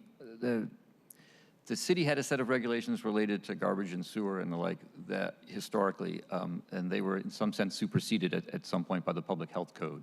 So this is a reference to the public health code, and the general provisions are 13.04. This is all related to, this is on-site sewerage. So this is appropriate disposal of human waste, not to be, but again, the idea here is if you have a house in disrepair, one of the things that might have failed is its side sewer connection. And that would be a nuisance that under this bill could be evidence of a chronic nuisance property. And presumably the abatement there would be to reconnect, excuse me. And that's, again, probably not something that the police chief is actively pursuing, but rather if they have a house that is causing problems, this is a piece of evidence they could use as part of forcing abatement of issues in general. Okay, I think I should just say I need to learn more about what some of these sections are, so I'll probably abstain from this. I can imagine a situation where we're talking about, okay, if you get to 3 violations or 3 calls or whatever, but I can imagine a business, for example, a craft brewery that doesn't serve any food, but they're required to have grease traps in their drains, and then they don't have one, and then they get, a bad inspection, et cetera, then that's on the books. I'm just kind of coming up with things that might not rise to the level of I think you're raising a good public point. safety that we think of when we're thinking about why this bill in general is important. I think you're raising a good point, and for what it's worth, and I'm not an advocate one side or the other. If that's a scenario, if your only violations are health code violations, it is extremely unlikely that SPD has any reason to make it their business to go after you. But they could with these provisions, just to be clear. But then what would the abatement be? Because again, the only thing that we can order, that we can ask for is reasonable abatement. And you'll see in a moment the language about the party that's sort of been the target can make a case about reasonable abatement. So in that case, it would be to reconnect the grease traps and the like. And that's either appropriate or not. I mean, your judgment, but that would be the idea. So again, I think it does significantly expand, the types of evidence that can be used to designate chronic nuisance. The question again would be, is that likely to be used in an inappropriate way, and does it have value in circumstances that where at least from your perspective, it is appropriate? Thanks. Thank you, Council President. And I'm thinking that it may be wise if this amendment passes, because I did have concerns, but I understand now the pieces, the connections, but at the same time, to what Council President has just said, that it may be worth an amendment, maybe before full council, to be clear that SPU has its responsibilities, SDCI has its responsibilities. It's when it reaches a public safety concern and it jumps over, just like with SDCI and fire related to vacant buildings, that we have that. And to be clear, to ensure businesses, like your point about, the traps and so forth, that may be covered. Does that make sense? Does that make sense, Vice Chair?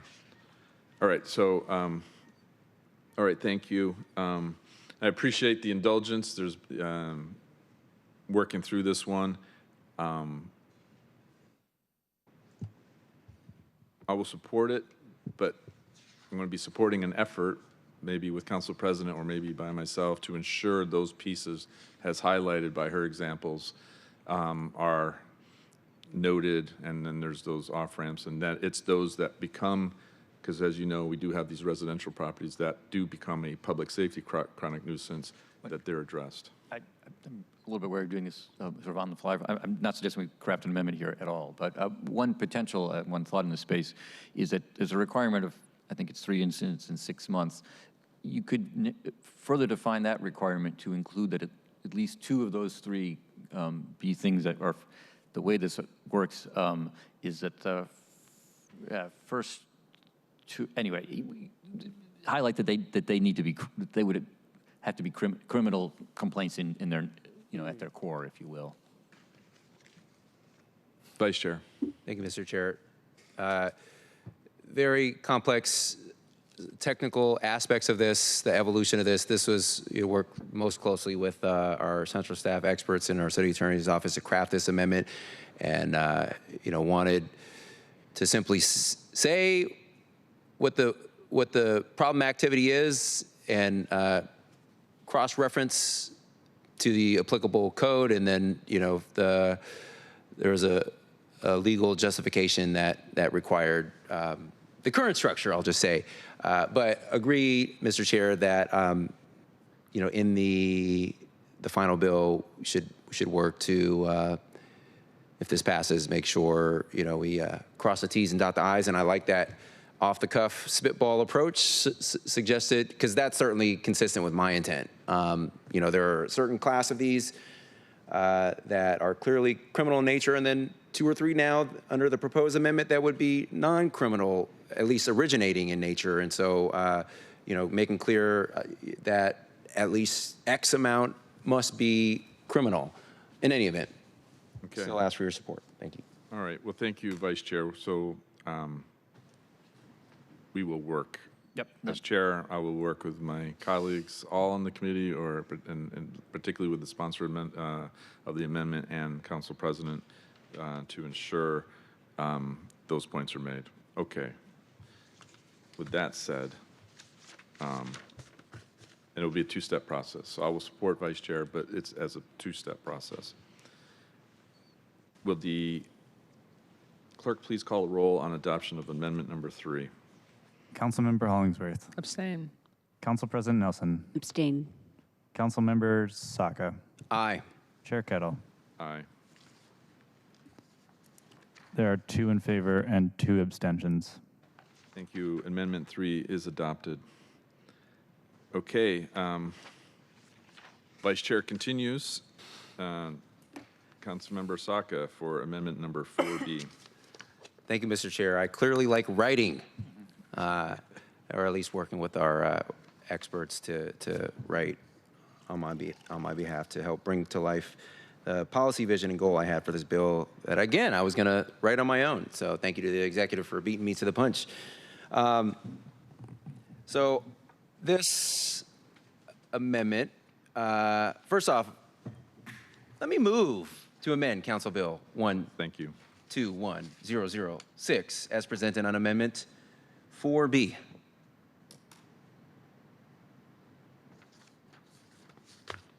Second. I was going to come in, but I just wanted to offer the opportunity to my colleagues. So it is moved and seconded to amend bill as presented, Amendment 4B, Central Staff. Director Noble, you're recognized to describe Amendment 4B. Thank you, Chair. A very simple amendment. It simply clarifies that any unpaid costs associated with abatement that are incurred can be recovered, that the city incurs can be recovered by a lien on the property. So it's actually authority that we have now, but this is really designed to clarify this point, that ultimately recourse for any cost that the city has, because again, we can order abatement. If it's not done, then the city can step in to do it and then try to recover its costs. This would be a way to do that. As noted in the text here, it does require a change to the title because it adds a new subsection reference, but otherwise it's quite straightforward. And again, it's nothing. It is only clarifying authority that the city already has. Okay. Vice Chair, as sponsor.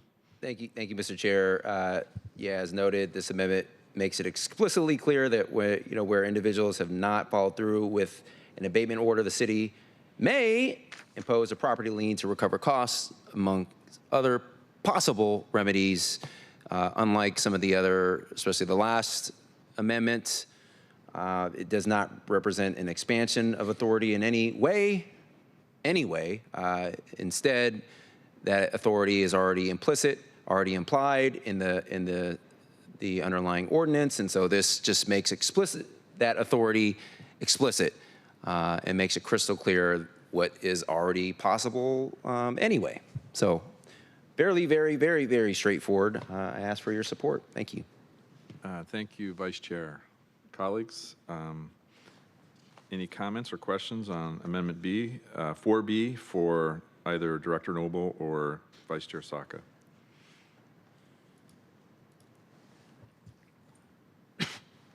Okay, hearing and seeing none. Thank you, Vice Chair Saka. This also parallels the vacant building abatement bill, this amendment, and as you noted, already there, so I will support. Thank you. Will the clerk please call a roll on adoption of 4B, Amendment 4B? Councilmember Hollingsworth. Yes.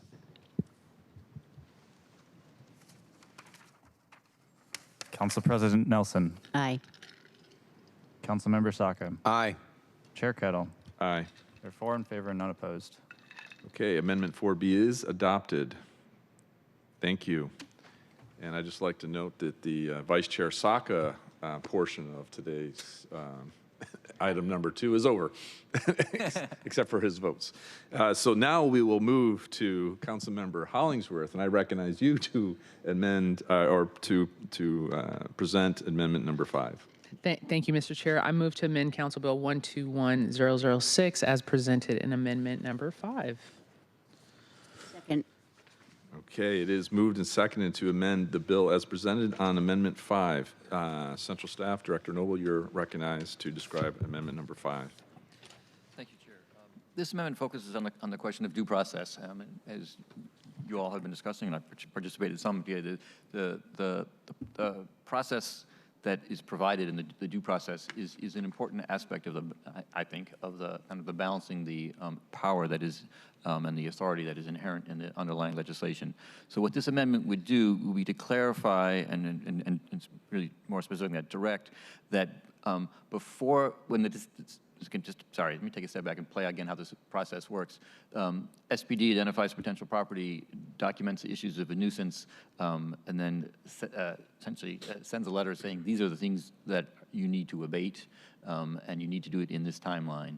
And if they do not do that, then the city, via the city attorney, can go to court to try to force action on that abatement. And it's the city attorney's decision ultimately to decide whether or not to pursue that enforcement action if abatement has not occurred. So what this does is it adds language to the section that talks about the decision by the city attorney to commence action and adds the following phrase: the city attorney shall consider any documentation provided by the person in charge or the property owner that contests the designation as a chronic nuisance or challenges the reasonableness of any specific abatement requested by the police chief, before initiating an action in court to abate a chronic nuisance property. So again, the notion here is that, and again, candidly was assured by the city attorney that they would do this anyway, but this makes that requirement explicit on the city attorney, that they have to at least look at whatever the evidence has been provided by the party that's being, the abatement is being pursued against, if you will.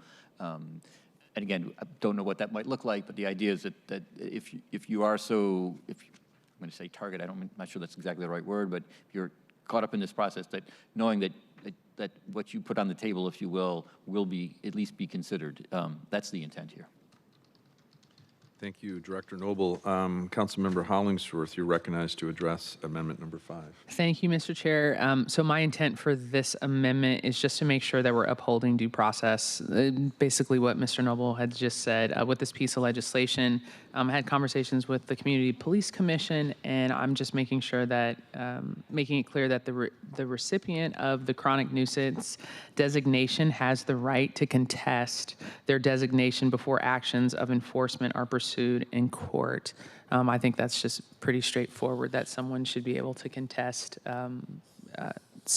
If we are shifting, certain types of powers to the executive and to our police department and also city attorney, that someone should be able to contest a chronic nuisance designation that they have received. So it's just due process. Thank you. Thank you, Councilmember Hollingsworth. Yes, I agree. Having these checks and balances are important, and it can go to whatever eventual abatement process may be. And also, since you mentioned it, Community Police Commission and your support, I do welcome their thoughts on different pieces of legislation, either directly to me or to the other council members on the committee. Any comments or questions on Amendment number 5? I have a comment. Council President Nelson. I think this gets to one of the things I've been most thinking about in the course of this conversation, which is how do we as policymakers know that the people enforcing or implementing these rules that we're passing, how do we know that they have all the information they need to be able to then either slap down a nuisance violation notification or not. And so I do think that always hearing from the other side is important, especially when we're expanding the city's powers, because I can just think about a property owner or a business owner saying, but I had a really good reason and here it is, or something like that. Or what if I keep thinking of the example, and this is all I can think of, is let's say there's noise complaint outside of a business, but that it just so coincides that that noise occurs at a certain time because of something that's completely not in control of that business owner. Anyway, I just think that it is always a good practice to give a chance for the other side to say their piece, and I would hope that maybe there could be some voluntary reporting if it's not actually written into the legislation for how this plays out over the course of this coming year. But anyway, thank you very much for bringing this forward. Anybody else? Yes, thank you, Councilmember Hollingsworth, for bringing this up, and to the points raised by Council President. We do, this is serious, just like in other legislation that we've done, and the due process is important, and having that process, that opportunity in this case to address the various aspects and get it into the public record and as part of the public decision-making process is very important, because we do have to have this balance, and it's really important. Obviously, the chronic nuisance properties constitute a public safety challenge and threat, but at the same time, we do need to step through the various due process pieces, and this adds to that. So, but not unduly. I think it's straight up makes sense. All right. With that, I'm not seeing any additional questions or comments. Will the clerk please call the roll on adoption of amendment number 5? Councilmember Hollingsworth. Yes. Council President Nelson. Aye. Councilmember Saka. Aye. Chair Kettle. Aye. Therefore, in favor and none opposed. Thank you. The amendment is adopted. Thank you, Councilmember Hollingsworth. Okay. We're going to go to the next amendment, amendment number 6, which is the last one, possibly within 6 minutes, number 6. So amendment number 5, so now we're at number 6, and I'm going to refer to myself, since this is my amendment. I move to amend Council Bill 121006 as presented on amendment number 6. Second. Second. Thank you for the quick second. It is moved and seconded to amend the bill as presented on amendment number 6. Central staff, Director Noble, you're recognized to describe number 6. Thank you, Chair. Again, returning to a framing I presented before, the underlying bill does fundamentally two things: adds off-site activities and expands the definition. This amendment speaks to the former, to the off-site issue, and in particular is trying to tighten the relationship that's required between the off-site activity and the nuisance property. So, and it does it in a way that is candidly nuanced and hard to define.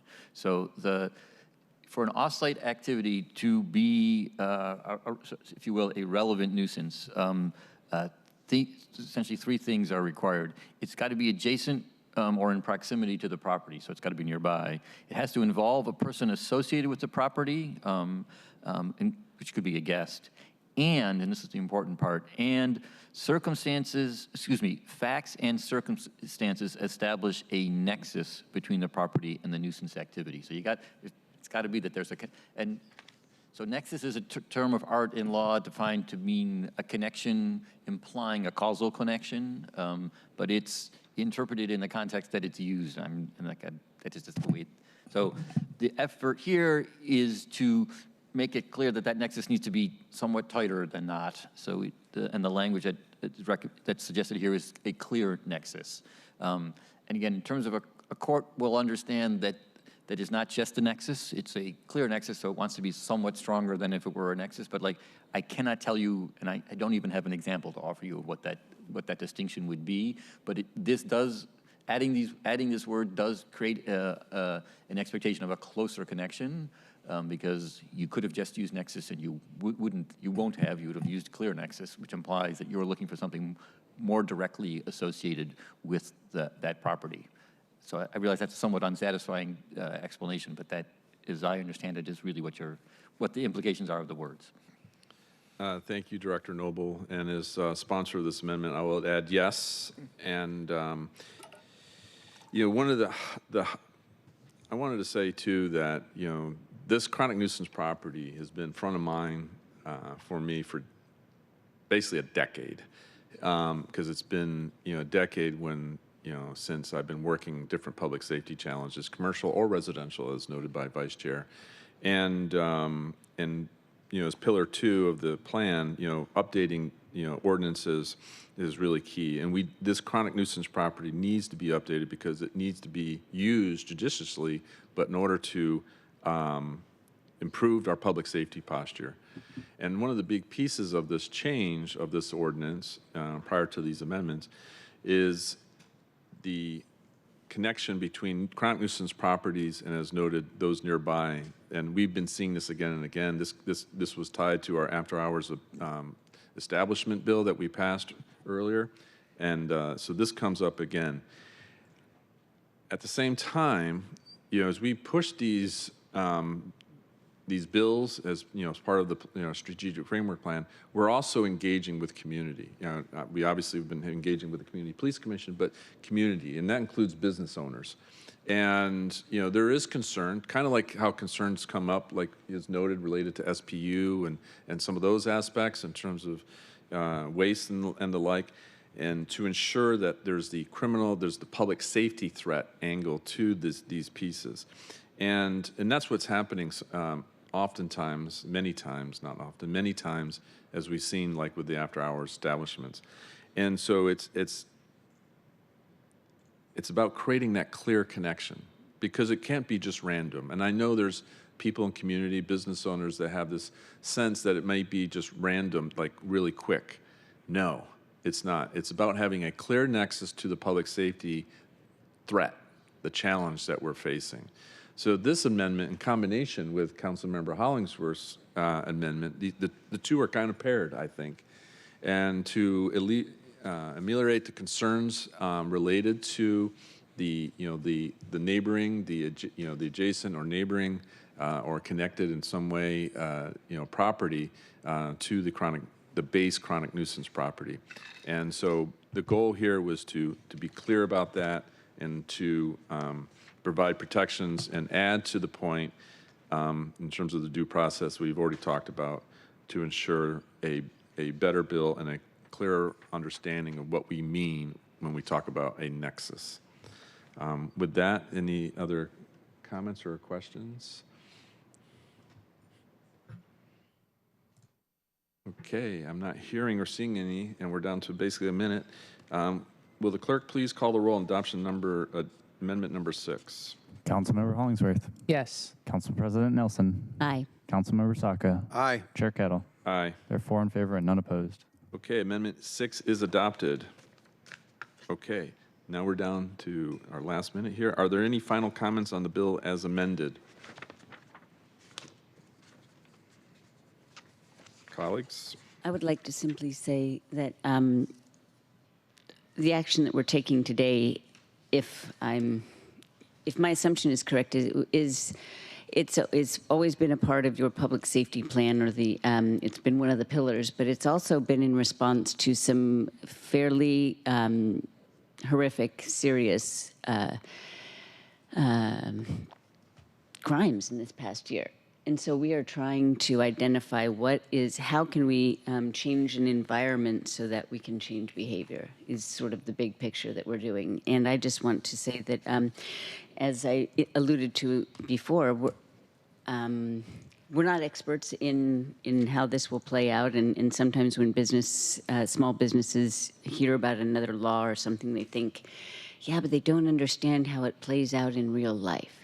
And so I think that we're doing this, the balance of the benefits to the community far outweigh the potential costs. And I do think that with tracking of some of these, and I might support an amendment or ask for one at full council, but so that we get a sense of the pattern of some of the use of this expanded legislation, or this legislation, I think will make us better able to advocate on behalf of the safety of our residents and balance the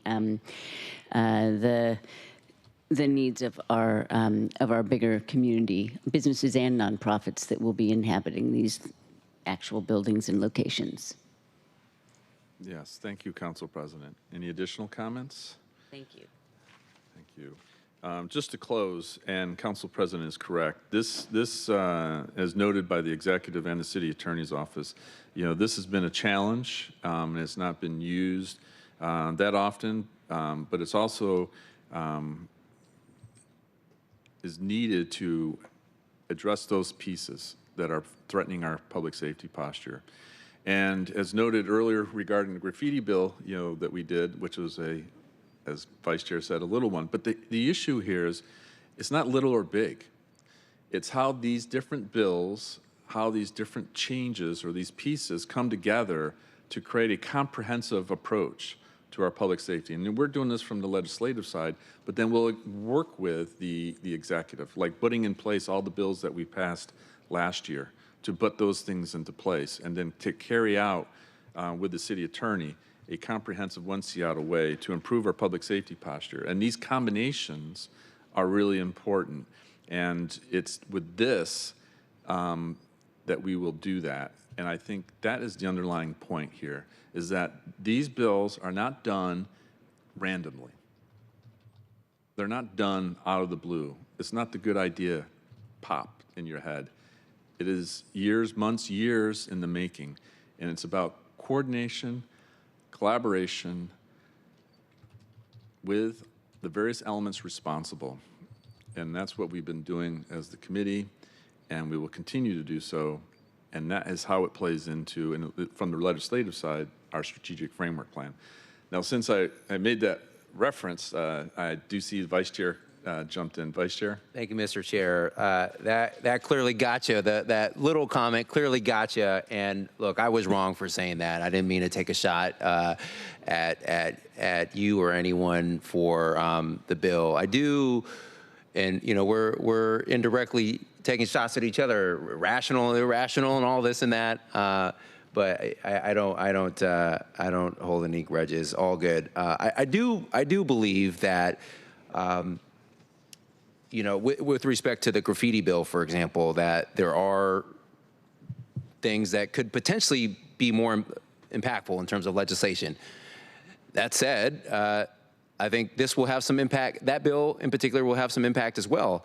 And rather than, compare possible impacts, I think we can all agree that we need more tools.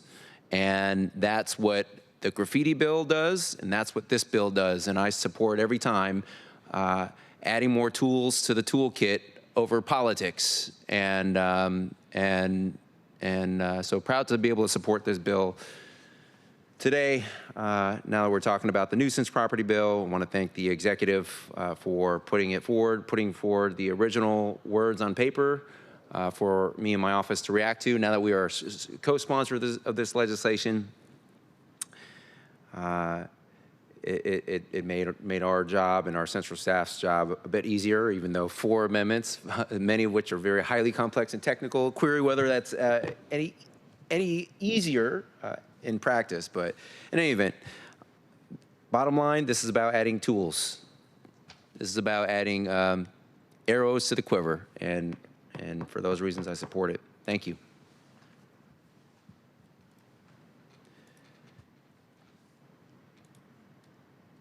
Yes, thank you, Vice Chair. I really appreciate it. And again, you do highlight the coordination and collaboration. This is something that I've been quarterbacking and promoting for a long time, and I will continue to listen to the input that we receive from institutions, organizations on the related to the city or outside, and we'll continue to do that pressing forward. Council President. While we're expressing gratitude, I do want to thank you, Chair Kettle, for bringing this forward and for requesting that this legislation be presented to us and put forward, because you clearly have a vision, and I just didn't want that to go unrecognized.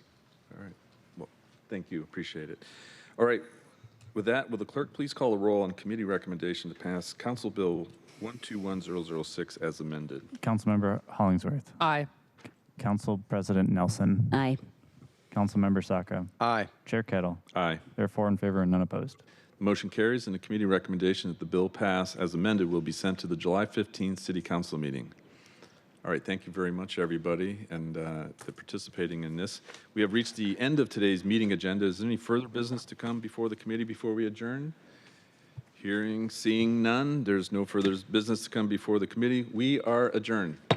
Thank you.